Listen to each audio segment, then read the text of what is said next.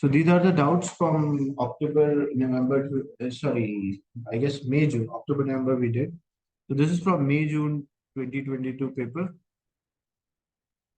The equation for a reaction between aqueous lead to nitrate and aqueous sodium chloride is shown. As you can see, lead nitrate is reacting, forming a precipitate of lead chloride and silver nitrate.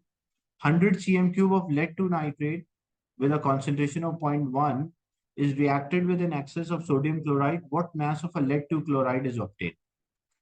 So how to work out this? First, we have the volume of lead nitrate, aqueous solution, and we have its concentration of a solution. So first we'll find the moles of lead nitrate, PbNO3. So moles equal concentration into volume. So concentration is 0.1, and what about the volume? The volume is 100 cm cube, but we have to convert into decimeter cube, so we divide by 1000. So it is 0.1 multiplied by 0.1. That will give us the moles of, so 0.01 moles are there for lead nitrate. Then what is the relation between the lead nitrate and lead chloride? The ratio between them is 1:1. If we have 1 moles of lead nitrate, we'll get the 1 moles of lead chloride. So ratio is 1:1. So if we have 0.01, it will be X, so same moles we'll get, so 0.01. And after getting the moles, we need the mass in grams. So formula is moles equal mass in gram divided by molar mass. So moles are 0.01. Mass in gram is not known. Molar mass, how to get the molar mass of a lead 2 chloride? So you have to use a periodic table for that. So when you check the periodic table, lead Pb is there, which is 200, like PbCl2 is there. So lead is 207 plus chlorine is how much? It is 35.5. So multiplied by 2. So that is 35.5 multiplied by 2, it's 71. And 71 plus 207, that is 278. So 278 is a molar mass of lead 2 chloride. So 278 is a molar mass of a lead 2 chloride, and we just use a formula moles equal mass in gram divided by molar mass. So moles were 0.01, mass in gram is unknown, and the molar mass was 278. So 278 is divided, other side will be multiplied. So when we multiply, we'll get 2.78 grams of lead 2 chloride. So C will be the right answer. Is it clear, this one? So just use first get the moles of lead 2 nitrate, then use the ratio to get moles of lead chloride, and then multiply by molar mass to get the mass in gram. We have acidified aqueous silver nitrate is added to a test tube which contains chloride ion. The test tube is left in direct sunlight. Describe which row describe the observation and explain what happened. Look, actually first, when we add silver nitrate to a chloride, like a solution contain a chloride ion. So first it will form what? It will form AgCl or silver chloride, which will be a white precipitate. And then what happened? There is a photochemical reaction when due to the light, this silver chloride, like AgCl is there, what it will turn into?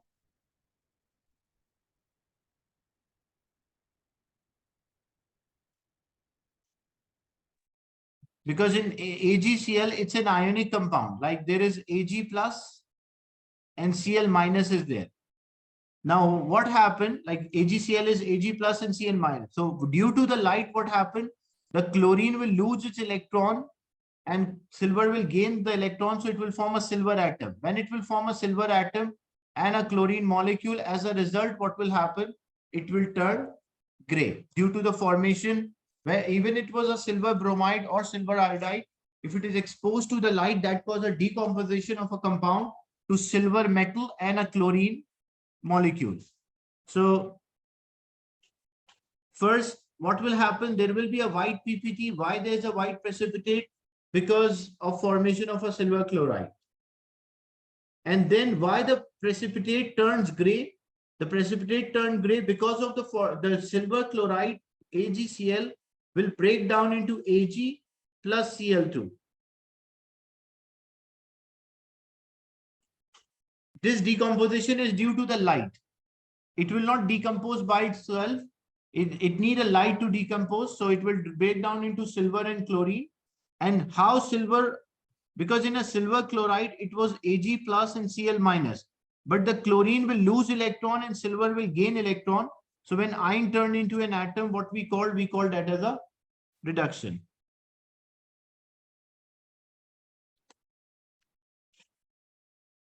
Is it clear? This is like decomposition, breaking down a compound into an element by the light. Also refers to a photochemical reaction. Because when light initiates the reaction, we call that as a photochemical.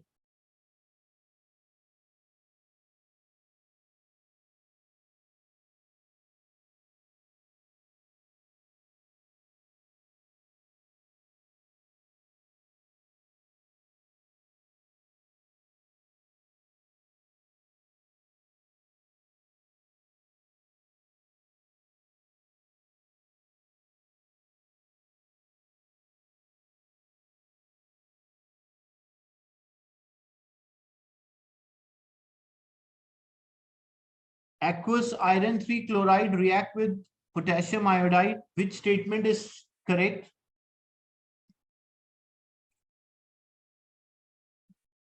V, W, X, Y have the same value.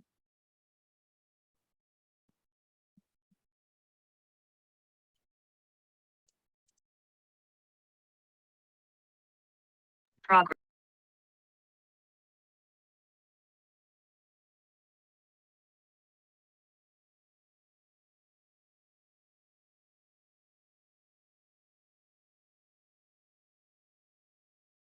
So when we check this statement,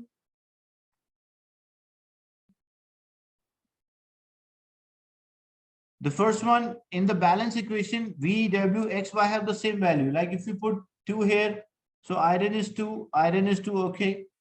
Then chlorine is 2 multiplied by 3, 6. Here 2 multiplied by 2, 4 plus 2, 6. Potassium is 2 here, potassium. So that give an idea that all can have the same value. Potassium iodide is oxidizing agent. Oxidizing agent itself, it should be reduced. So if you check, potassium is +1, iodine is -1. Potassium is +1 and iodine is 0. So iodide ion -1 turn into 0 because in element state oxidation number is 0. So if -1 turn into 0, there is an increase in oxidation number. So this change is called oxidation. If this change is called oxidation, it is not an oxidizing agent, it is a reducing agent. And you can see here, this was iron, each chlorine is -1. So 3 chlorine will be -3 and iron is +3. And here it turned into iron +2. So this is reduction. And if this change is a reduction, so it is acting like an oxidizing agent. In a compound state, element have oxidation numbers, not the whole compound. In a compound, the element which are present in a compound, they have oxidation number. But element state, their oxidation numbers are 0. So if it was iron 3, FeCl3,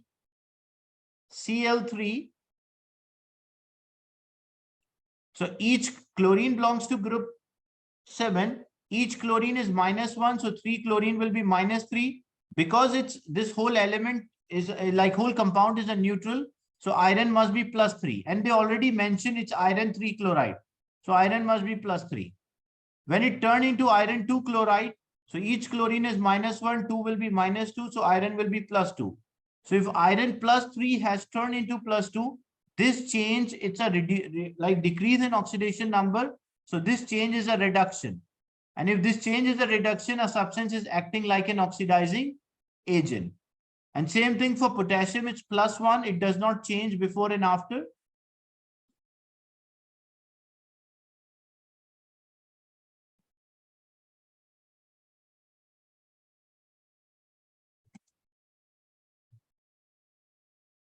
So iodine is my group 7 -1 because potassium chloride, potassium is group 1 +1, so iodine will be -1. And here, because it's an element state, so oxidation number 0. So -1 become or change to 0. So increase in oxidation number. So this change is called oxidation, or it is refers to a reducing agent. That's why, like, statement 1 is correct, 2 is incorrect. So anyone with 2 is wrong. Then a dark brown solution is produced in this reaction. Why a dark brown solution is produced in this reaction? Because it's a formation of iodine molecule. Iodine molecule, bromine molecule. The solution will be dark brown in color.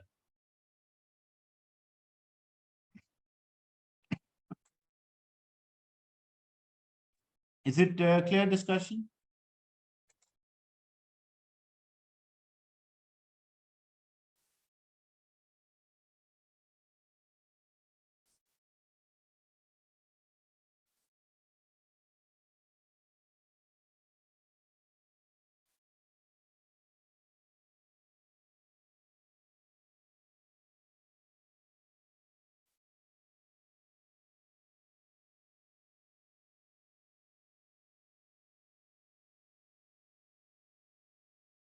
Any doubt in this?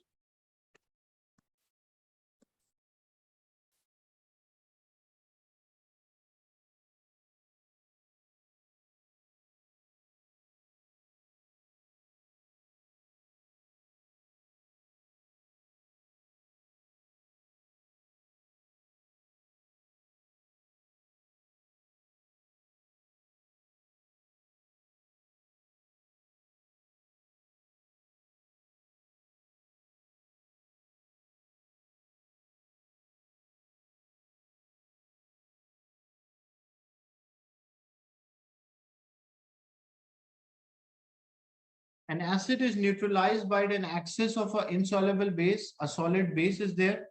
A salt is formed. How is pure salt obtained? So like insoluble base means like metal oxide or metal, some metal hydroxides are also insoluble, or metal carbonate. So first what we do, like we have an acid. We add an excess of a metal oxide or a metal carbonate until no more dissolve. Like all the acid is used up, this solution will turn into a salt solution, and this will be unreacted metal oxide or a metal carbonate. So first thing what we have to do,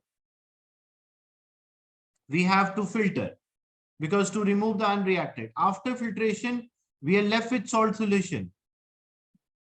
So for salt solution, what we know, like evaporation is also done, even in a crystallization, evaporation is done. We heat and concentrate the solution. Most of the metal hydroxides are soluble. That's why I did not mention here metal hydroxide. Metal hydroxides are usually like, not all I'm saying, but most of them are alkaline, like they can dissolve and make an aqueous solution. So metal oxide, metal carbonates are insoluble bases.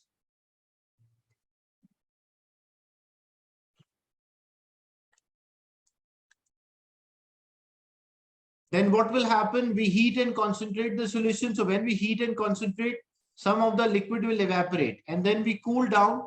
So it will start to form the crystals.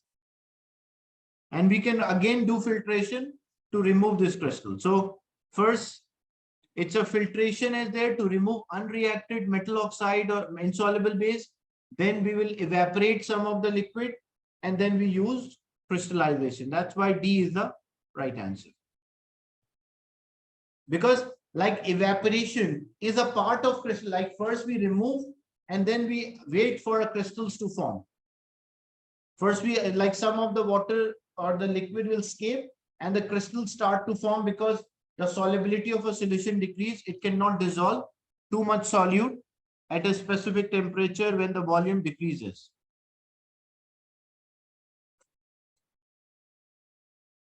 Why evaporation decreases solubility? Because when greater amount of liquid is there, more space is available between the water particles. But as the number of the particle decrease, the water particle decrease, so ions will come closer to each other.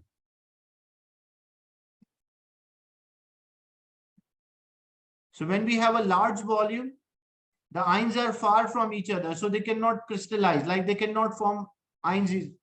But when we evaporate, the amount of the liquid decreases, so ions come closer to each other, so attraction between them increases. As a result, they form a cluster or they start to form the crystals.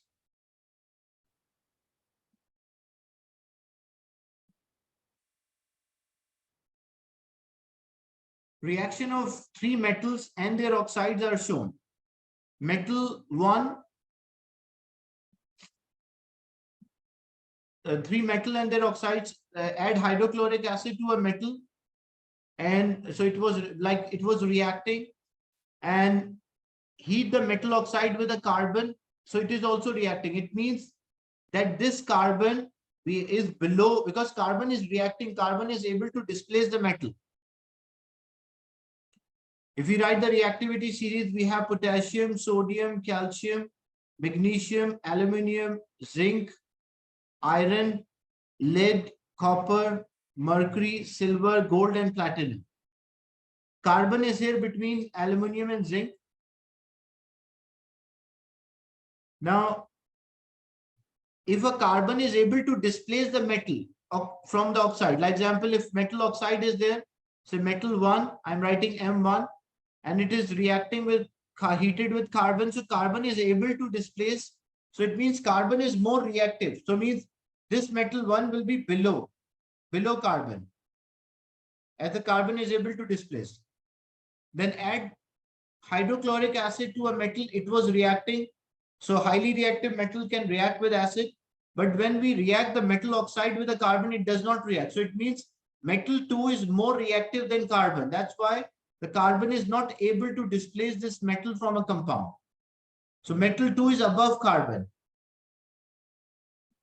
And then metal 3 does not react with acid. So those elements which does not react with acid, like example, we have hydrogen is there between lead and copper. So those metal which does not react with acid, like less reactive metal. So where will be metal 3? So metal 3 will be below, like copper or below. So what is the order of the reactivity? First we'll have 2, then we'll have 1, and at the last we'll have 3. So 2, 1, 3, that's why C is the right answer. Is it clear, this one?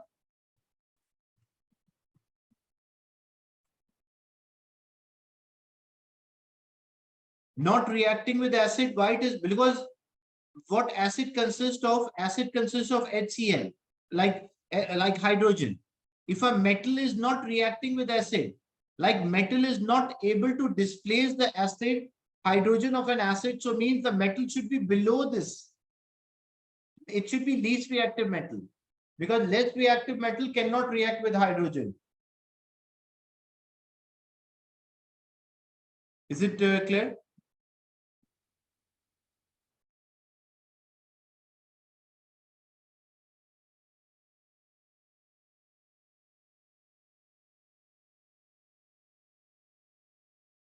A metal is not reacting with an acid. So why metal is not able to react with acid? Because this metal is less reactive than the displacement is also always from compound. We cannot say hydrogen displace metal. That is totally wrong.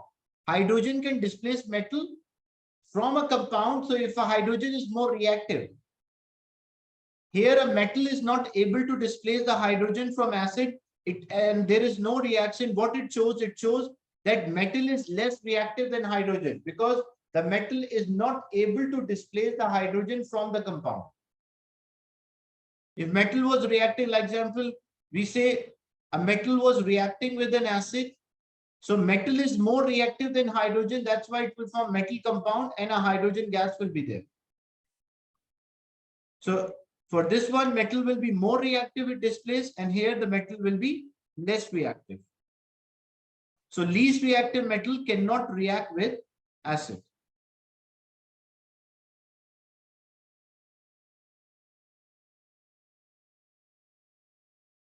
Some properties of the colorless liquid L are listed. It boils at 65.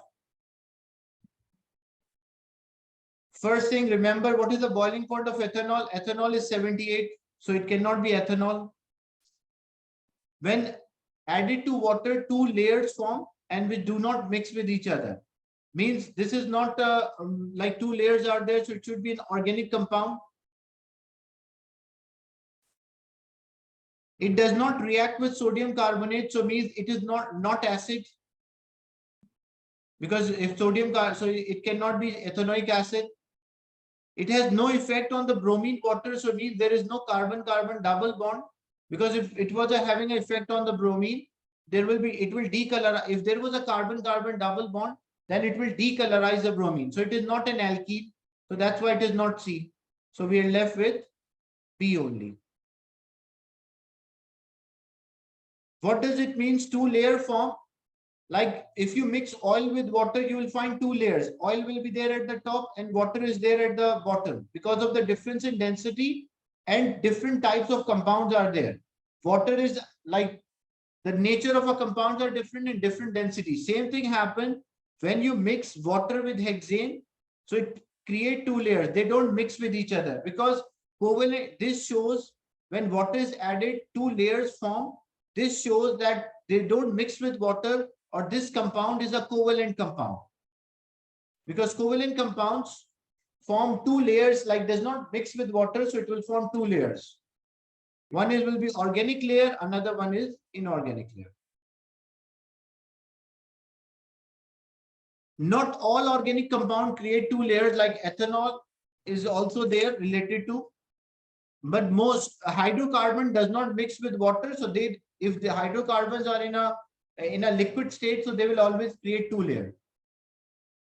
Like hexane is there, hexene is there, they will create two layers. But not all, because like ethanoic acid can also dissolve, ethanol can mix with water. So this also give an idea, it's all a covalent compound or it's a hydrocarbon. Is it clear, this question?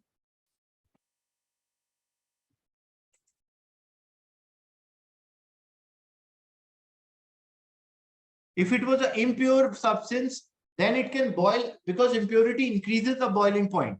So it won't boil at 78, it will boil at about 80 or 81, because the boiling point increases because of impure substance. When a substance is impure, the boiling point increases. So it cannot be 65, it should be like above 78.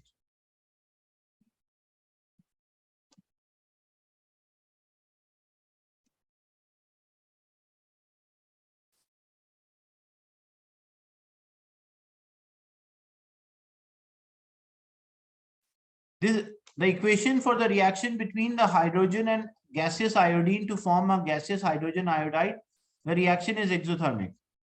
So if the reaction is exothermic, reactants have high energy and the product will have low energy.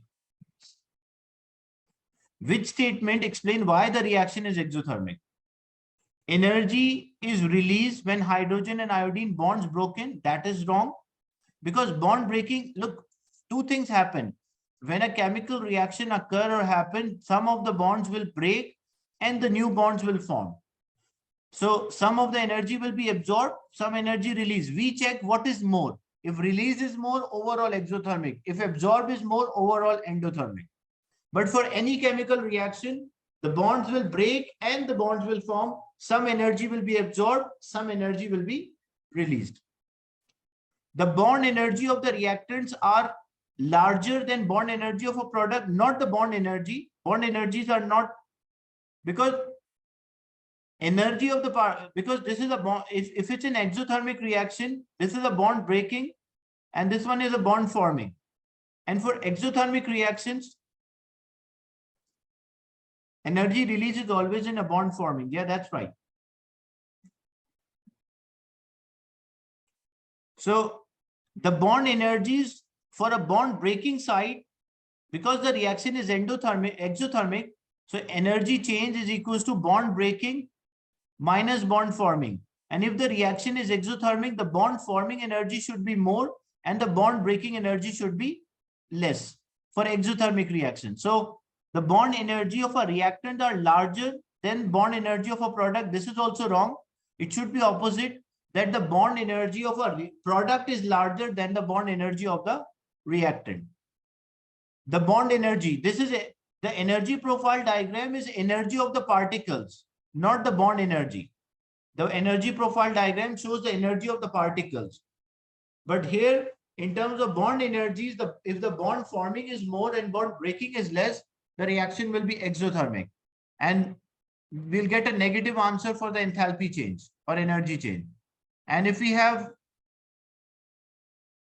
bond breaking energy is higher and the bond forming energy is less, so overall energy will be absorbed and the overall reaction will be endothermic. So bond forming is for product. Yeah, bond energy for a product is same as bond forming. That's right. So bond energy for a reactant means like bond breaking. And bond energy for a product means bond forming. So this statement is also wrong. The product at a higher energy level than the reactant. This is also wrong. The reactants in an exothermic reaction, reactants have high energy, like at the higher state, and the product is having a lower state. And more energy is released when two hydrogen iodide bond form as compared to when hydrogen and iodine bond break.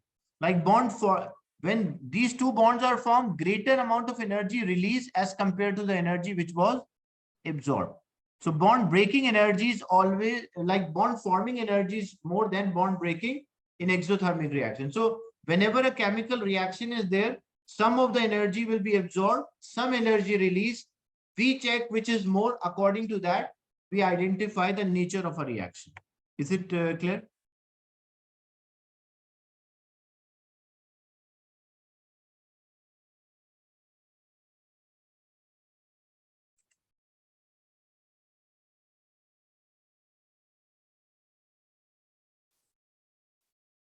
If you check for option D, in a reactant side, the bond will break, so they will absorb energy. Maybe they absorb 100 joules.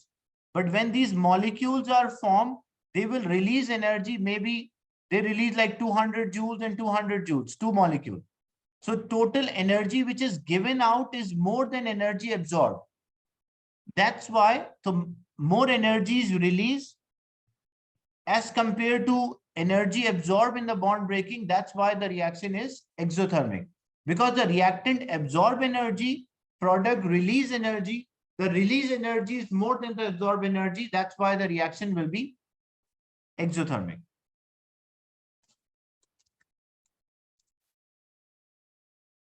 Is it clear?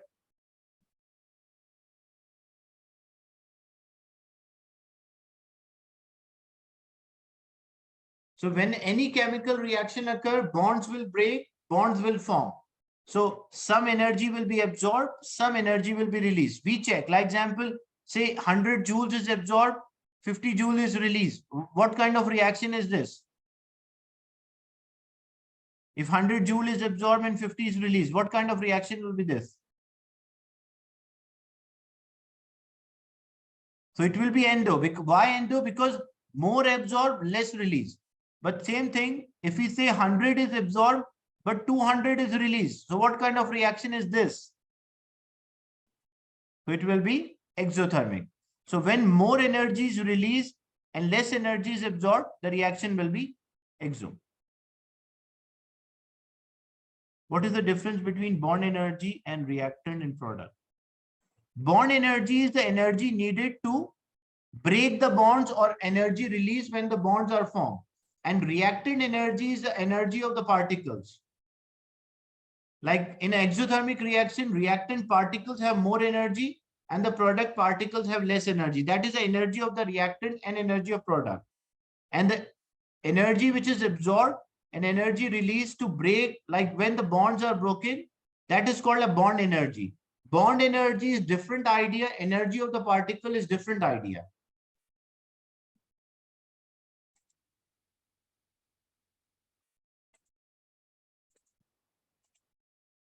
Is it clear?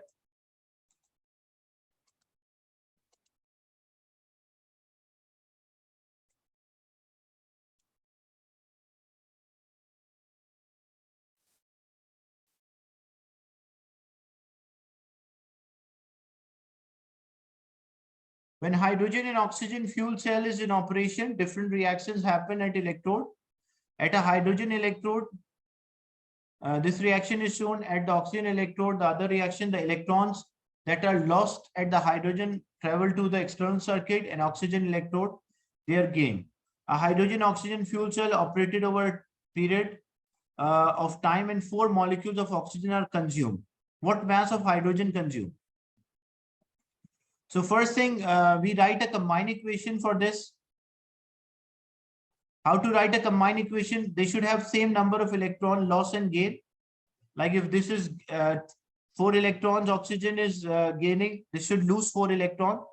So we multiply this equation by 2.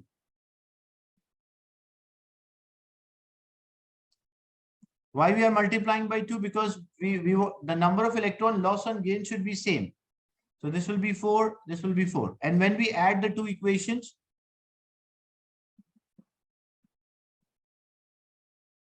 why we are combining the equation? Because we need the overall equation to know if there are 4 molecules of oxygen, how many molecules of hydrogen will be there. And then we can work out the mass.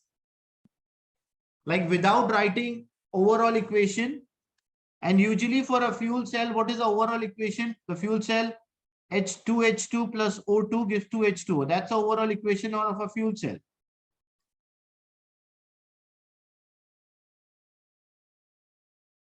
So this is the overall equation of a fuel cell. If you are confused with how to make it common, this is always like 2 molecules of hydrogen, 1 molecule of oxygen give 2 water molecules. So in the question, we have if 4 molecules of oxygen are consumed, first we find how many hydrogen will be there. As a ratio between hydrogen molecule and oxygen molecule is 2:1. And if there are 4 molecules of oxygen, how many molecules of hydrogen will be there? X. Cross multiply. So it will be 4 multiplied by 2, 8. So how many molecules of hydrogen will be consumed? There will be 8 molecules of the hydrogen will be consumed. And what is the mass of 8 molecules of hydrogen? So one molecule, like one hydrogen is 1. So 8 multiplied by 2, 16 into 1. So we get as 16. So what we simply did, we get the overall equation of a fuel cell, which is 2 molecules of hydrogen, 1 molecule of oxygen give water molecule, H2O. And the ratio between them, according to the molecule ratio, that 2 molecules of hydrogen combined with 1 molecule of oxygen. So ratio is 2:1. So if there are 4 molecules of oxygen, then how many molecules of hydrogen should be there? X. So we cross multiply. We get 8 molecules of hydrogen. And what is the mass of 8 molecules of hydrogen? That's equal to 16.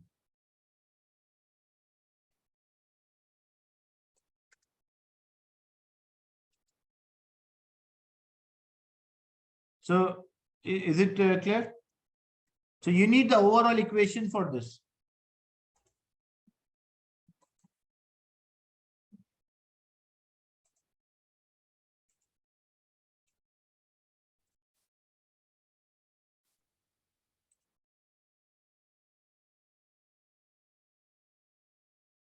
Metal and ionic compound have a similarities and difference in their structure and the properties.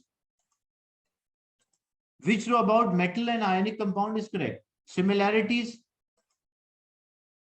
How the metals and ionic compounds are similar to each other. So they both contain positive ion, and how they're different. Ionic compound contain. So what are the similarities between a metallic structure and ionic structure? How they're similar? Malleable means you can hammer into shape. But ionic compounds are not malleable. Why ionic compounds are not malleable? Because ionic compounds are like brittle. When we apply the force, we cannot just hammer into shape. They just break down. So we are left with either A can be an answer or B can be an answer. Then what is the difference? Only ionic compound contain anions. What is the meaning of anion? Anions means like attracted towards anode. So because ionic compound contain positive and negative ions, but in metals, they don't contain anions, they contain positive ions and the sea of electrons. So there is no negative ion present. Negative ion is only present in ionic compound, not in metals. Is it clear? Discussion?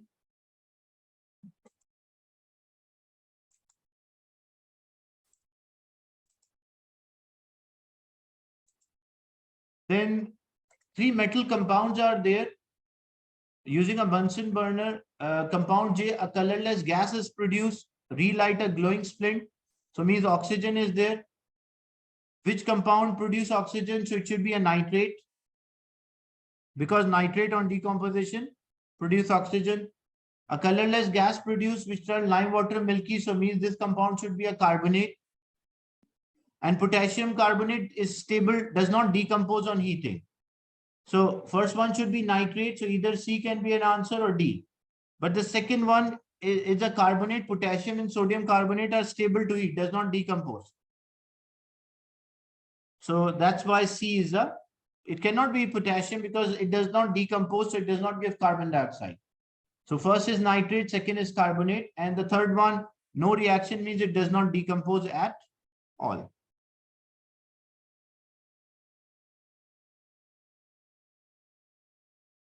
This one I just discussed.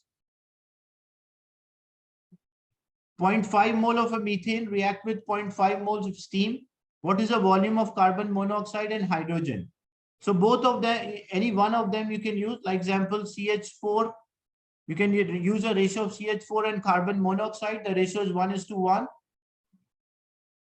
So 0.5 moles of methane will produce X 0.5 moles of carbon monoxide. And what is the ratio between methane and hydrogen? The ratio is 1:3. So 0.5 will be X cross multiply. So you will get 1.5 moles of hydrogen. Then they're asking for volume. So how to get the volume, multiply by 24. So 0.5 into 24, that will be 12. And here, how to get the volume, 1.5 into 24, you will get 36. So 12 and 36, so D should be the right answer. As we have methane and steam, like because the ratio is 1:1, so both of them will used up completely. So we can use any one of them to get the moles of carbon monoxide and the moles of hydrogen. And after getting the moles, we just multiply by the molar volume, which is 24, to get the volume of the moles. Is it clear, this one?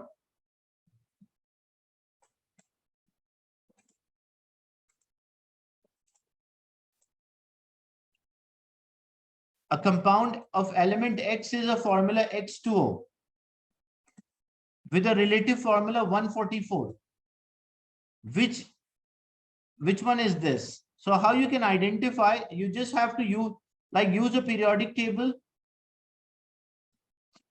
Use a periodic table and just substitute the value. Like example, copper is there, 64, sulfur is there, 32, tellurium is there.